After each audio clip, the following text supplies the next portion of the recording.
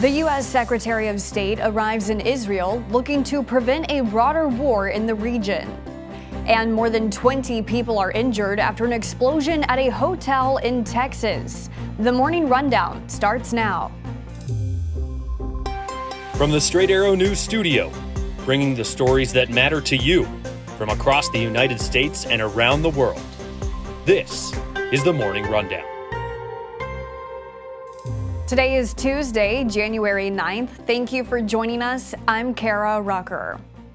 U.S. Secretary of State Antony Blinken is in Israel today, meeting with top officials as he continues his tour of the Middle East to try to avert the war from spreading in the region.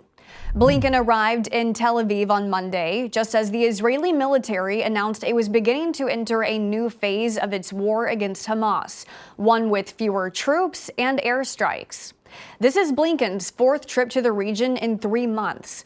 While the goal is to keep the war from spreading, Israel is battling with other groups in the region beyond Hamas. On Monday, Israel launched strikes into southern Lebanon, killing a top commander of Hezbollah.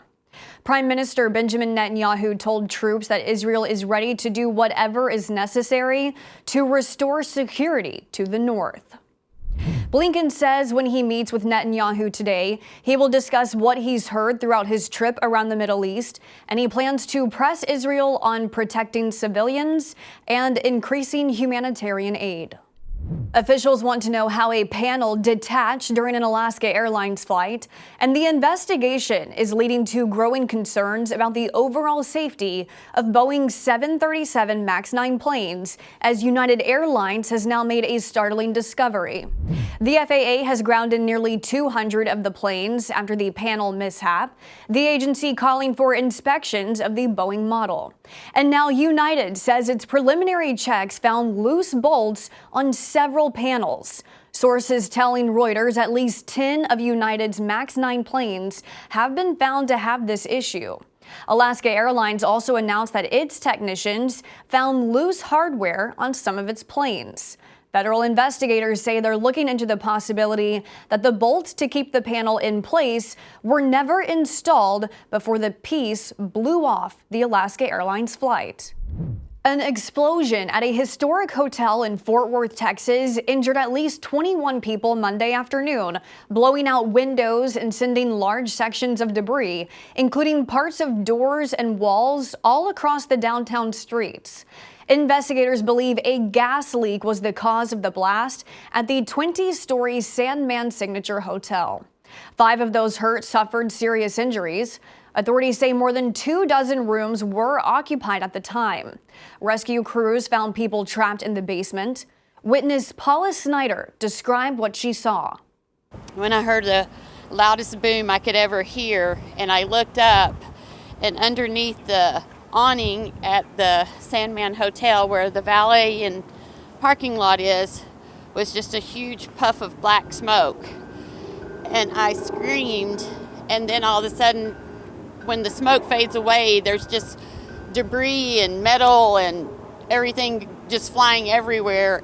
Investigators say part of the hotel was under construction, but it is not clear at this time if that contributed to the explosion. A driver was taken into custody Monday evening after crashing into the gates of the White House. The Secret Service saying a vehicle collided with an exterior gate around 6 p.m. Secret Service, D.C. Police, and the fire department all responded. The driver was apprehended at the scene, and no injuries were reported. The collision caused traffic closures around the White House, which have reopened. The Secret Service continues to investigate the crash. After 27 years, the partnership between Tiger Woods and Nike has come to an end. Posting on social media, Woods thanked Nike co-founder Phil Knight and said he's had amazing memories with the company. Woods first signed with Nike in 1996 for $40 million at the age of 20. He won 15 major championships with the swoosh on his chest, his name becoming synonymous with the Nike brand. In 2013, Woods signed his latest deal with Nike for an estimated $200 million. In his statement, Nike thanked the golf superstar for challenging competition and stereotypes. While Wood's era with Nike is over, he concluded his social media post by saying, "There will certainly be another chapter." Finally this morning, congratulations go out to Michigan as the Wolverines are national champions. Michigan defeated the Washington Huskies 34-13 to win the College Football Playoff National Championship on Monday night in Houston. It's the team's first national championship since 1997.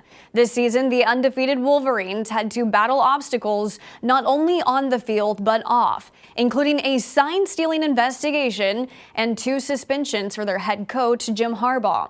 Michigan's victory also marks the end of the college football playoff format as we know it. Next year, it expands to 12 teams.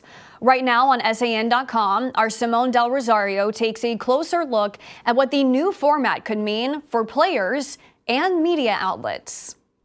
These are your top stories for this Tuesday. You can now connect with the Morning Rundown in a variety of ways, including subscribing to our podcast or signing up for our newsletter.